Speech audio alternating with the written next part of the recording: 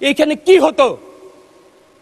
খেলা হবে, কোমরে জোর নাই, কুইটালামু হাইটটা যায়, এই কথাগুলো এই পার্লামেন্টে হচ্ছে না। বিরোধী দলের নেতা যখন বলেন আমরা কোনো ব্যক্তিগত চরিত্র নিয়ে কথা বলবো না, সত্যি আমরা এটা আশান্বিত হই। এই পার্লামেন্টটা ভাইব্রেন্ট হোক, এই পার্লামেন্টটা মানুষের হৃদয়ের কথা বলুক, আপনারা সবাই কিন্তু আমরা চাই। শুধু তারেক রহমান সম্পর্কে একটা কথা বলতে চাই, যেহেতু এইখানে আলেম ওলামারা খুব বসে আছেন। বিসমিল্লাহ, ওমাকারু ওমাকারাল্লাহ আল্লাহু খায়রুল মাকিরিন।